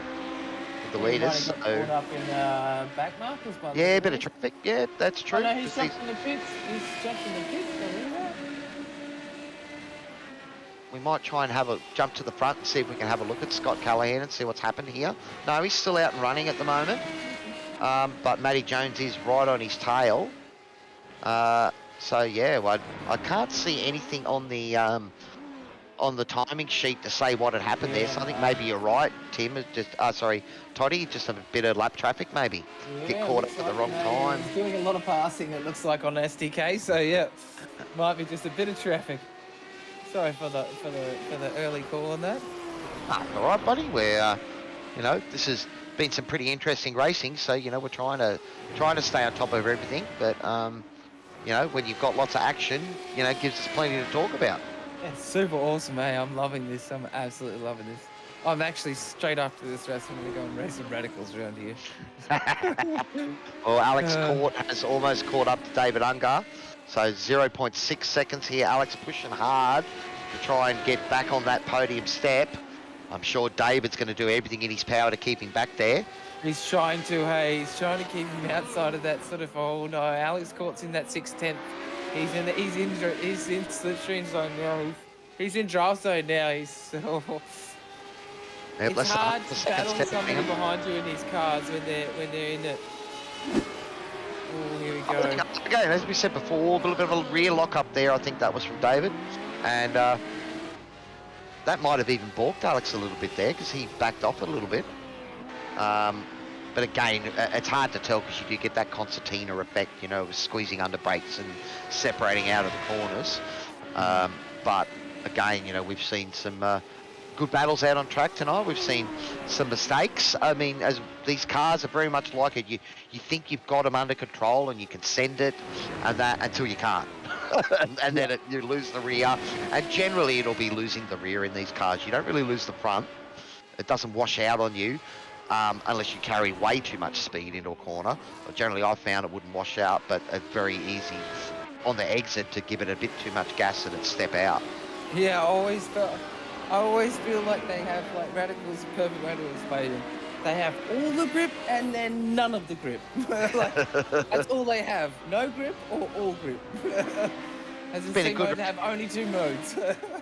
It's been a good recovery from Stephen Callahan because he was down 3 or 4 positions and he's now only down 1, or a little bit of a skirt there in the dirt there, but it's quite easy to do in that corner because you're trying to carry as much speed as you can. Very easy to wash wide. But you don't really see these cars sort of, have lots of understeer. If anything, they tend to have oversteer as the rear end of the car switches around on you. The Radicals don't seem to be affected as much with the bumps as a lot of other cars around Laguna Seca. If you take I know driving them last season, they were pretty sensitive when it comes to bumps. Some curves. I mean, bumps on Laguna Seca versus they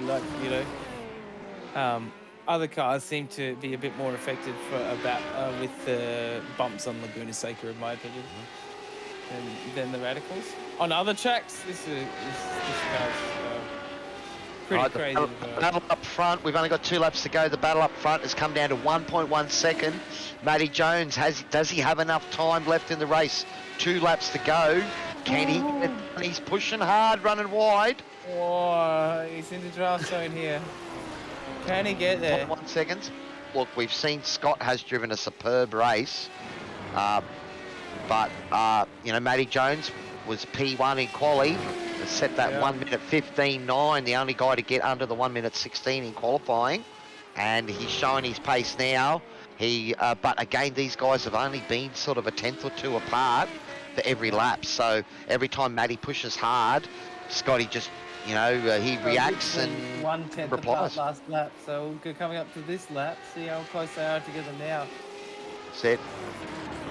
Alex Court. I don't know what's happened to Alex. I think he's fallen back off the back of David there. So yeah, Alex has had a big off track. So there, we might try and have a look at that after the race because we're on the last lap now. So the action is right up front here. Can Matty Jones bridge the gaps? Is Scott Callahan, can he keep his nerve and stay out in front? This will be a hard one to keep. This will be definitely a hard one to keep. With the draft, and there's going to get caught up in traffic as well. There's back markers on this last lap. Well, they're all running wide there, trying to use every inch of the track. Stephen Sinkovich only a second up ahead. Is Stephen going to try and get out of the way? Seeing the battle for last here, he might want to try and hold this position so he gets another lap of driving these fantastic cars out here. But knowing Stephen, he won't want to get involved in this. He won't want him to be the result of deciding a race. But you can see though, Matty's brought it down to 0.7 now, pushing through the corkscrew. I think that Scott might have done enough. I don't think he's close enough now. It's an hour, half a second. Matty's throwing everything at this, but we're coming into the last corner. I think Scotty Callahan has done enough to win round 1 of the SRW Sim Racing World TV Radical Series of our American Invasion. And it's a great result. Supreme drive from Scott Callahan there. Matty Jones, our top qualifier, just run out of laps. But as we said before, those boys were setting a phenomenal pace up front. And Dave Unger with the podium with the 3rd place. Come on, son. He's done well. So I think Alex was pushing hard to try and get him there. Perhaps in the end just pushed a little bit too hard. But, I mean, that's what you've got to do. It's great to see that, you know, you've got to push that hard to earn your spot on the podium, and that's a great result from David Unger. All right, buddy, if you want to keep an eye on the rest of the action as the guys finish their laps, I'll go and see if I can get these guys into the green room so we can have a chat to them. Of course, that's good. So we got Scott Brown, Alex Court in the 4th place. We got Scott Brown in the 5th place, Matt Skurlock in 6th, Tim Harris, as we got on screen right now, in 7th place, guys. Then we have Stephen Callahan in 8th. We have Brad Klink in 9th. Nathan Verdi in 10th. Dean Sinkovich and the Sinkovich brothers in 11th and 12th. Leon Williams and Callan Hodgkinson with seems like Callan Hodgkinson's still sitting in the pits there, so that's where he'll finish his race. But Nathan Verdi's still in the 10th place here, just seeing if he can kind of make a little bit of a push on this last lap here. But I'm not sure whether he'll be able to bridge that gap. But beautiful work from everybody, guys. Very, very well done. Oh, we got everyone's finished up. Everyone's up into the pits, so everyone's just doing your doughies up on for Mr. Callahan, Scotty Callahan, doing his doughies with a great race. Didn't have that damage before the end of the race, so he must have put it into the wall while he was doing doughies. I can't see Scotty Callahan in the chat. I'm going to see if I can find him in one of the rooms. I don't know if he's in the chat here at the moment, so I don't know if we'll be able to get him on the grid. So we've just got action replay, DSL action replay, welding services action replay here from the start. Scotty Callahan with that great start with Matty Jones having a bit of a shocker with locking up his lighting up the tires on the grid there, and Scotty Callahan just slipping straight up into the 1st place and holding it off for the rest of the race. And then being able to hold it off for the rest of the race is pretty impressive, eh, Kelly? Very impressive drive from him. We still got Cowie? It seems not. Okay. So we'll just wrap up our grid for tonight, guys. So we got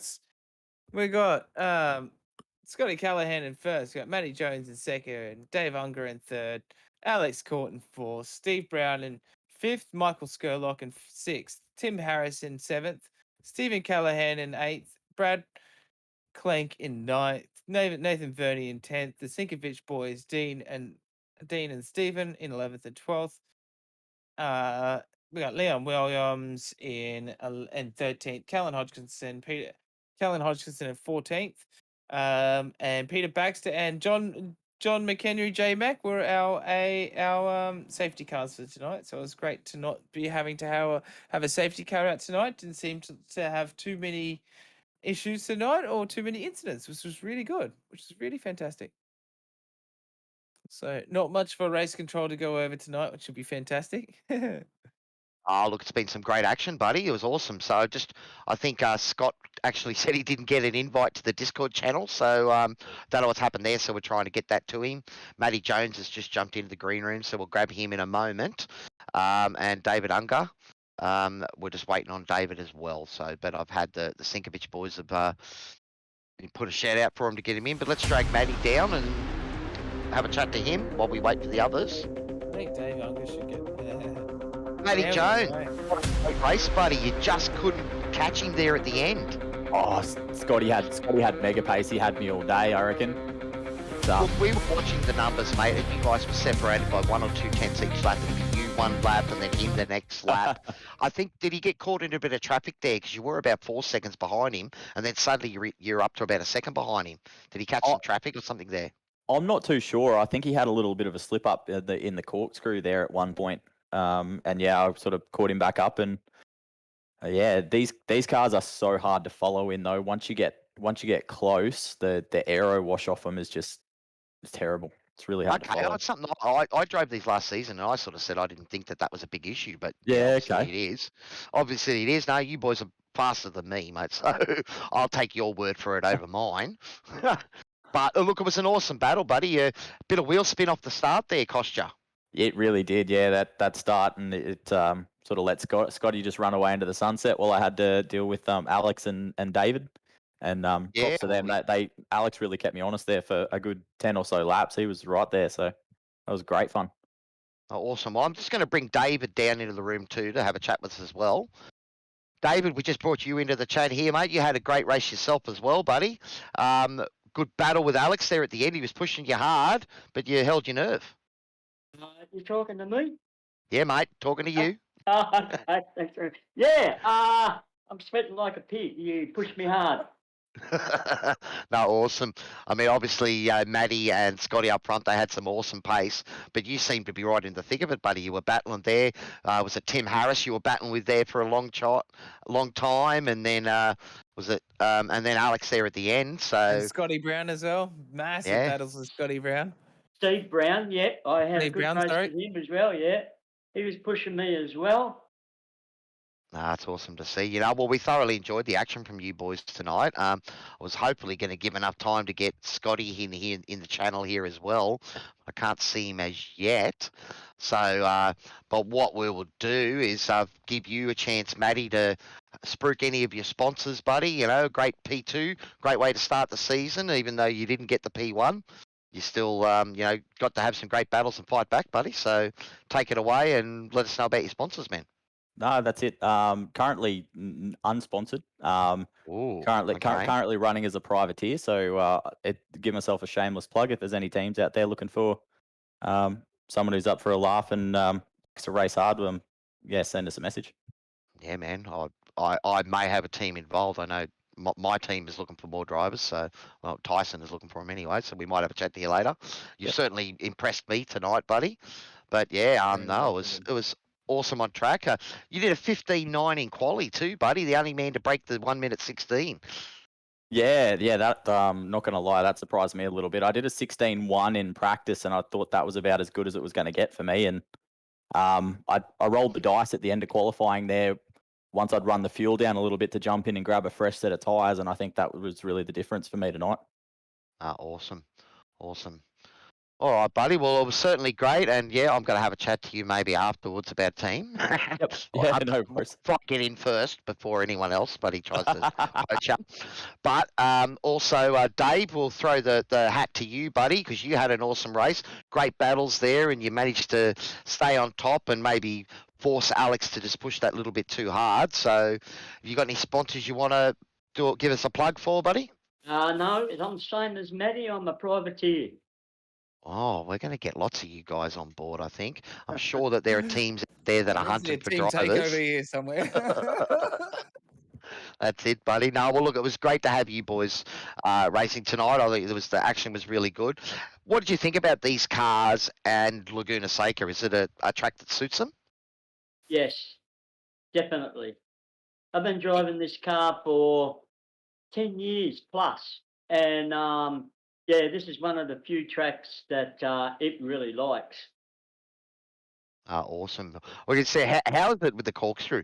You know, when you're coming up to the top and having to brake there to get enough weight on the front to turn in, Yep. it'd be very easy to go too deep and wash wide. Very, very easy. So I chicken out there. I brake really, really super early, but very lightly, just to make sure that I'm going to make the corner. Yeah, well, I, that's one of I those do the things. same. I try to get all of my braking done before I even get to the top of the crest, Yep. and then that way I can just drive it down the hill. Yep, that's the way. And these things are also fairly sensitive on the loud pedal as well. You know, it's quite easy to you know, give it a little bit too much and end up with oversteer on exit. Is that the main problem with them? Mainly that happens when you're on cold tyres, or when your tyres are starting to get worn a bit, then that's when they start to get a bit squirrely. So you do have to be a very smooth throttle. We noticed most of you guys pitted maybe a little bit after halfway. Was that sort of a strategy, or you were just waiting? Because we didn't really see a drop off in times. You know, it looked like that the tyres were, you know, lasting those 30 laps without a problem. Were you starting to notice it at the end of your Yeah, stints? no, it's no, the tires in this thing sort of just plateau out pretty early on, probably after probably 10 laps. They pretty much just settle in and you're good to go for a long time. I've never worn a set of tires out on one of these. So I guess the strategy for me was just to run the fuel as low as I could to keep the weight down and yeah, and just go. Yeah, that sounds Well, about right. These tyre parameters that they've got on this car now are a lot better than what they used to be. well, there's bugger all weight in these things too, so there'd be hardly any tyre wear anyway. What the car with driver weighs less than 800 kilos. Yeah, it's just craziness. Now, That's 700 kilos. Well, I've done all the talking here in the interviews, Chief Toddy. You got any questions for these boys before we let them go? Oh, no. I was just very, very impressed with your patience and everyone's driving tonight. It was really awesome. It was really clean, close racing. It was very, very well done from everyone. That's all I really wanted to say. Just a shout out to the back markers too. Did a great job. Absolutely. I didn't have any drama with anyone. Oh, awesome! Yeah, we you know, we was trying to decide if we had a driver of the day, you know, because I think early on, was it Dean or Steven Sinkovich was up 4 or 5 positions. There was a couple of guys that were up big positions, and then you know, a few little incidents that sort of plateaued it back out. So I don't think we had any really big gainers. Maybe Scott was up 2, and yourself, David, up 2 positions from your grid spot. You know, so probably give it to you, buddy, at this stage. Oh, what? Oh, I'd agree. I'd 100% agree. That was very impressive. Very impressive, Dave. And we saw some good improvements from you from last season as well. It was just really good to see. So, really awesome. Really awesome. Really awesome racing, mate. I was a bit sketchy in the initial sort of half dozen laps. I was just taking it easy because of the cold tyres. But once I got going, I was okay. Does it take how many laps do you reckon it takes for these tyres to get up to temp? Probably 3 or 4 before they really settle in. Sounds about right. Yeah, that's what I thought. I jumped in and had a drive of these in the last season when we did the split round, and I thought I was on your pace, David, until you started to get past the 6 laps and drove away from me. So, well, like I said, when you've got about 10 years experience in these cars, you sort of learn a little bit about them. I would think so, buddy. Well, you're up near 4K I rating anyway, so you're no slouch anyway, man. Double my I rating, so. No, but boys, it's been a pleasure having you here in the broadcast. I hope you guys enjoyed the race. I know that I think I heard a comment from Alex out there asking for a bit of the chatter to drop down. So I think there's quite a bit of chatty out. You guys like a chat out on track, or you prefer to concentrate? Concentrate. Oh, it doesn't seem to bother me when other drivers are into it. You'll seldom hear me come over the radio though. I tend to sort of keep to my own and head down and try and do something about Scott. But man, he was fast tonight. Yeah, he's pretty quick, Scott. You boys all showed some good pace. I think, you know, we were watching the timing, and the top 5 runners were still, you know, doing 16s, 17s at the end of the race, you know, so you guys had some great pace. But it was a pleasure having you in here. We might bring it to the end of our broadcast tonight and wrap it all up. So do you want to take it out, Todd, do you want me to take it out, buddy? I'll take it out, man. That sounds good. That sounds good. And that'll wrap us up for our coverage of the SRW V8 Radicals SR8 series. This is season 2, and this is race 1. So it's been an amazing race. Don't forget to hit the like and follow button on our social media pages, along with hitting this subscribe button on YouTube to be notified. Hit that notification bell, guys. Give us loves and likes. Make sure you visit us on Facebook as well, and hit the like on Facebook. And then soon as you flick onto your Facebook, it'll come up, roll up on your roll up on there, and you'll find us up on the live page there as well. So most nights of the week. So much love, guys, and signing out from all of us at SRW TV. Thank you very much. Take it easy, guys. See you next time.